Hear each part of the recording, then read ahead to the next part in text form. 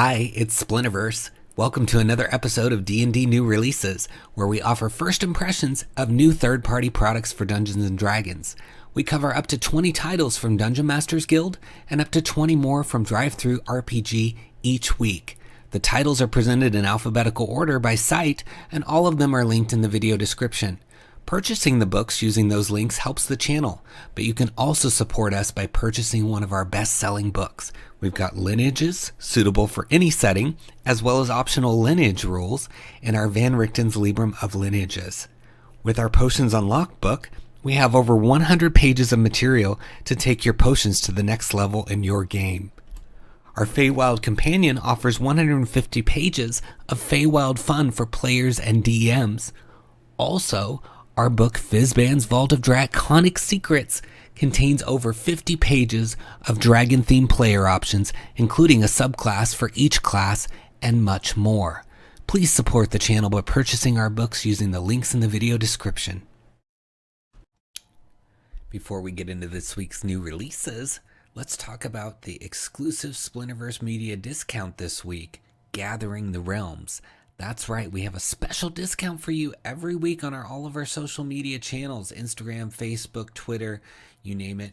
We've got a discount there for you. This week, it's Gathering the Realms, which is really cool. I love Magic the Gathering, and this really brings Magic the Gathering together for you with Dungeons & Dragons in a new way, and it's exciting. And it's 50% off exclusively through our link on our social media channels, as well as in the video description. The very first link in the timestamps is going to be to Gathering the Realms and getting that 50% off discount. And you're not going to find it anywhere else, and it's for a limited time. So you want to make sure you get these discounts every week because these creators have been gracious enough to offer this to you, our viewers, and we want to make sure you get a chance to take advantage of it. So let's look inside, but I just love this cover. It's really giving you that feeling that it's bringing together all these different realms. You know, you've got the Loxodon and some of these other races that you're used to seeing in Magic the Gathering, and it's really exciting. So you've got authors Joe Gaylord, Benedict Hall, Matthew Booth, Django Games, and Phil Kearney. And it's normally $14.95, but as I said, it's going to be 50% off with that link. So that's a huge discount. It's 95 pages, so that's a lot of pages as well. It says, things have been changing. Creatures once unknown to our world have begun to arrive in the Forgotten Realms. A strange cat-headed beast sits in a tavern in Waterdeep, trading drinks for tales from a world where gods walk among mortals. A precise blue creature has come to Candlekeep on a mission for the leaders of a city that spans an entire plane. Mechanical beings built for a war that swept and devastated their lands walk the wastes of Icewind Dale. They speak of planeswalkers, unique beings imbued with sparks, magical gifts that enable them to traverse the wild aether between the planes in safety. The paths to the multiverse have opened, and infinite worlds await those with the power and the will to explore them. New means of power, new allies, new enemies, and above all, new adventures are out there beyond the stars. Will you walk the paths through the wild ether and seek out what the planes beyond have to offer you? If you will not, others will and may well come to your world instead. So this is building on the multiverse world started by the publications like Guildmaster's Guide to Ravnica, Mythic Odysseys of Theros, and of course, other adventures. It's really trying to bring that flavor, the mechanics of Magic the Gathering to your table. And I think it's really cool that we're talking about it right now because very soon Mordenkainen presents Monsters of the Multiverse will be available as its own book. So you've got some multiverse stuff there. You've got the Radiant Citadel book that's just been teased. It's coming out later this year from Wizards. So they're really leaning into this multiverse stuff. And of course, Magic the Gathering has had so many planes and places you could go for so long, and being able to access them, even if you have to homebrew some of the ones that haven't been covered by Wizards yet. You could do that. And so the book includes 3 new feats, 6 plus variant rules, 6 subclasses, 10 spells, 12 new items, and 24 creatures. It also includes guidelines for using color, meaning like the mana colors that you have in Magic the Gathering, as an alternative to alignment, as a way of building adventures, and color lists for existing locations and creatures in the game. So you can play as a planeswalker, connect with the various worlds of the multiverse, and can create adventures that span between them. They even have, you can see here, a really cool map they put together of the different planes. And it's also in a bundle right now, but again, you're getting this cheaper through our exclusive discount because it's 50% off for a very limited time. So you want to take advantage of it. Only a few more days left on it, so you definitely want to click that link. So let's look inside. You can see they've got these cool magic style icons that they're using throughout the book. And it goes into welcome to the multiverse, the nature of color, locations, enemy and ally colors, awakening a spark, walking the planes, building a multiverse. So really fun stuff. We'll read a little bit in a minute, but I just want to scroll through and give you some of the feel for it. So yeah, this is where they're going through each color and kind of showing you how it could be the alignment, basically. So here you've got the black color, power through ruthlessness. Black sees the world as it is. The individual is free to do or take whatever they want as long as they have the power to take it. Thus, black seeks power above all. Black isn't necessarily heartless. They will respect those with equal power. Those with more power should be torn down, especially those who cannot wield it properly. Thus, black mages are among the first to destroy evil citadels, if only to take the power for themselves. Any taboos or rules that would hold people back are only there for others to maintain power. Thus, all rules, laws, or morals are to be disregarded in pursuit of one's own strength. This includes the weak. If anyone needs someone else's help to survive, they don't deserve it. Life is hard enough without placing limits on oneself. Whether law or bond, everything is a resource, even the mage's own body and skill. So you can kind of get in the head of somebody who's playing the black color from Magic the Gathering, and you know they've got white, blue, all the colors, and they even include some ideals at the end of each. So for white, they've got I have a personal code that demands I serve the greater good no matter my interests, and if someone would skirt or break the law, it is my duty to make sure they face justice. So that makes sense. If you played Magic the Gathering, you know they're very the white characters are very judicious, meaning white the mana color, and yeah, they've got lots of cool stuff in here. There's spells, feats, subclasses, variant rules. I mean, just so many things, and you know they're even going through here with all the different planes and the connections to them. So you know, and it's 95 pages of this stuff, right? So if you have any kind of interest in Magic the Gathering or the multiverse, alternatives for alignment, you want to try some new feats, spells, I mean, any of those reasons, you want to grab this while it's 50% off. So check it out. It's in the video description links under Gathering the Realms, and give it a click. Next we have A2, Secret of the Slavers Stockade Conversion by Ernie Noah. So Ernie has been converting older modules for Dungeons and Dragons, and you know, you're allowed to convert pieces of them to 5th edition. You can't include all the text from the original adventure, but you can include like the monsters converted or maps, etc. So you do need to have the original A2 Secrets of the Slavers Stockade, which is probably also available on here for purchase, because a lot of the Wizards titles are on DM's Guild as well. So you can see you get all these different maps, including 4 different floors of something called the Slavers Stockade.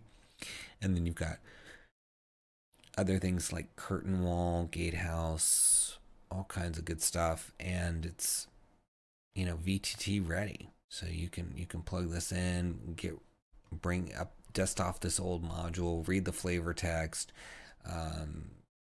go through all the various steps of the module, but with the 5th edition rules. And that's really cool because, you know, maybe you have this old module, or maybe it was one you've always wanted to play and you didn't get to play it, and now these conversions are giving you a way to do that. Unfortunately, the preview, the full-size preview didn't work, so I couldn't read any of the inside, but you know, Arnie has been doing this for a while and knows how to convert things, so it's cool to see Arnie continuing to do that and bringing these old modules to life for us. So I hope you check it out if you have any interest at all in an older module and maps for it. It's under A2 Secret of the Slavers Stockade. Give it a click. Next we have Armor and Shield Upgrades by Isaiah Lee, and it's $1.95 for 17 pages, and it provides 12 unique upgrade paths, three each for light armor, medium armor, heavy armor, and shields. The supplement also contains rules for how to use this upgrade system at the table and some balance advice. So there's 3 new tiers of upgraded armor: Greater, Superior, and Masterwork. There's also 3 main upgrade paths: Agile, Arcane, and Tough. And it aims to provide interesting decision points between the +1 magical armors characters might find on their adventures and the Masterwork armors that they have customized during downtime. In addition, this supplement acts as a gold sink that encourages individual player strategic expression and more options for martial players. This supplement has been carefully designed to keep with the standard game balance as long as you follow the guidelines. So looking inside, you can see 6 of those 17 pages. It gives you about the supplement. It talks about balance and the author's view on balance, and how to maintain that. And then it goes straight into the armor improvements and armor enhancements. And you can see the availability based on what size of place you're in. So if you're in a village, etc., versus a hamlet, you can see what would be available. And then you've got improvement costs and benefits. So greater armor or shield costs 500 GP. And the benefit is while you're wearing this armor or wielding this shield, you take 1 less damage for non-magical sources. And then when you bump up to superior armor or shield, which is 2500 GP, while you are wearing this armor or wielding this shield, you take 1 less damage from magical sources. So that's helpful. And it keeps going all the way up to Masterwork. And then you've got light armor upgrades. So it's going into various ones you could get there, and arcane enhancement and tough enhancements. So the tough enhancement for light armor reinforces the otherwise flexible leather with iron studs, buckles, and extra padding. This enhancement allows the wearer to take a beating, soften certain blows, and overall minimize damage taken. As such, this enhancement should be most appealing to characters who use light armor but want to inhabit a role on the battlefield that allows them to take more hits. So let's see, greater tough light armor. It has tough repel. While you're wearing this armor, you have advantage on strength checks or dexterity acrobatics checks. Athletics or acrobatics checks made to resist a grapple. So that could be helpful, especially if you're getting in that close range there. So lots of options in here if you really are interested in armor and shields, or maybe a new way to get your players interested in them, or a way to sink their gold, and have it feel like it's growing with them as they level. Then this seems like it could be a really good option for you. It's under Armor and Shield Upgrades in the links below. Give it a click. Next we have Classing It Up, Paladins Perfected, which has Sacred Oaths, Magic Items, and Special Crests by Beth Jones and Angisfar. It is $3.95, and they've been doing a series of classing it up with different classes, and so it's got 10 completely new Sacred Oaths, with 3 that are written specifically for Dragon Disciples, and then the Oath of Destiny and Dreams for Paladins who fancy themselves freedom fighters, the Oath of the Soul Shepherd for Paladins who do not fear death, but embrace the great duty and honor of attending a soul's crossing to the afterlife. There's also 8 new magic items specifically designed for paladins, from holy symbols to magical vestments. Plus, there's a new feature, Crests of the Sacred Oaths, representing the specific orders. Each can be crafted in a variety of ways to enhance the role-playing opportunities for any paladin. They've created these crests for other sacred oaths in the official books as well. You can see lots of classing it up titles. We've covered some of them before, like the barbarians, and I think we did the druids as well. We've done 48 episodes of this now, so I can't remember all the titles we've touched on, but we've covered a lot of good ones, and I know we've covered a few in this series for sure. But you can see here's the list of all the cool little oaths they've got, and the dragon disciples, so blue dragons, green dragons, metallic dragons, magic items, crests, just really cool stuff. Here's the intro. Then they go into the oaths with the tenets and the spells. So it looks like you get to see all 29 pages. So yeah, let's just kind of scroll through so you can see some of the artwork. And then let's look at some of these crests. They look really fun. Maybe read about the mechanic here. This is a wondrous item common, attunement required by an oath-bound paladin who has taken the specified oath. These crests represent specific orders of paladins. They are magic emblems that are crafted in a variety of ways. They can be embroidered onto an item of clothing, painted onto a shield, tattooed onto skin, engraved into a wooden weapon, or crafted in metal and then grafted onto a shield or weapon. Regardless of how these crests of the sacred oath are crafted, they are all considered to be an uncommon, wondrous item that requires attunement by a paladin who has taken a specific oath. No other creature can gain the benefit of the magic these items provide.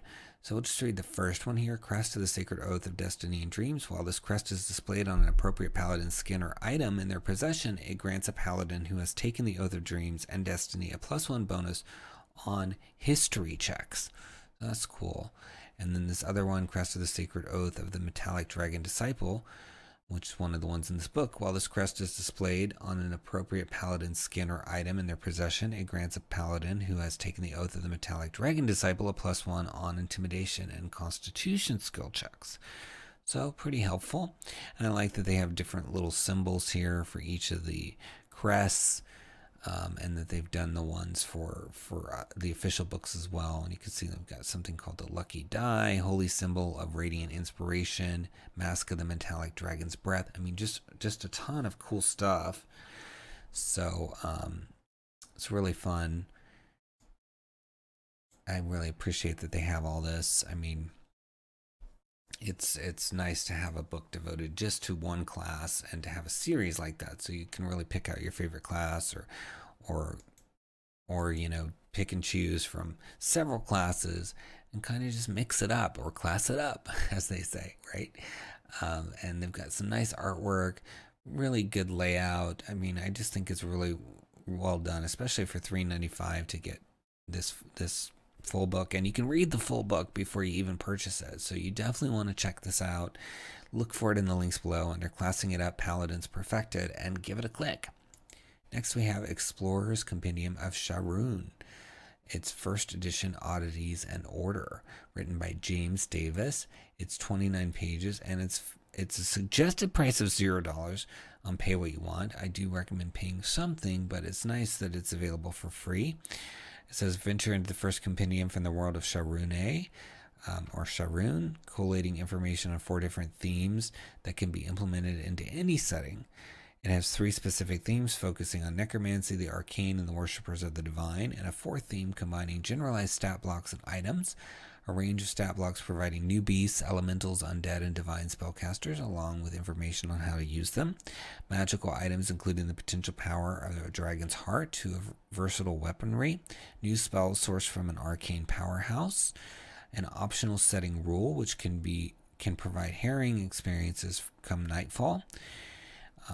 So very cool.